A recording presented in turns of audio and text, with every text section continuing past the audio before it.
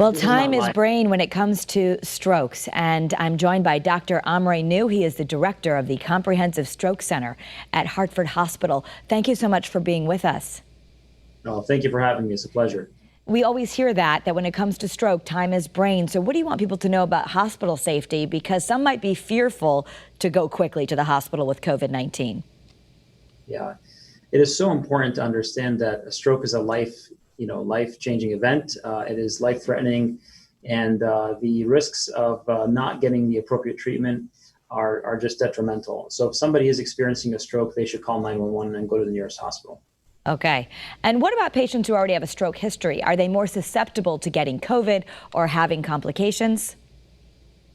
Not everybody, but if somebody has a stroke, that means that they have some risk factors that would put them at a high risk of having another event in the future. So what have you really seen over the past few months as far as patient volume with the pandemic?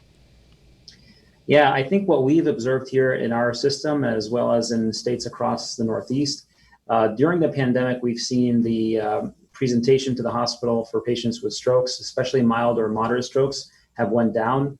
I would say that there's a lot of literature coming out on this, roughly about 40% or so reduction in patients coming in a timely fashion to the ER or coming at all.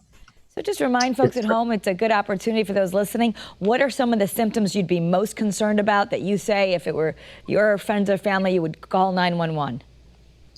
Absolutely. We always talk about fast. I'm going to add something to that called B fast, BE. So B for balance, any sudden balance issues that might arise, inability to walk or veering to one side, eye loss of vision in one or both eyes, or inability to see on one side, or paralysis of the eye movements. And F is for face, drooping of the face, or weakness of the face, and asymmetric smile. A would be for arm strength. Ask someone to lift their arms up, and if they're weak on one side or they're drifting, that's a sign.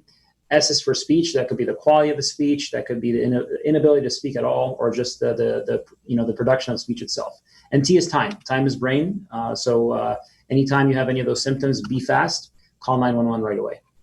Absolutely. I know you guys can do a lot of good as long as people get there in time. Thank you so much, Dr. Nough, for being with us. Thank you for having me.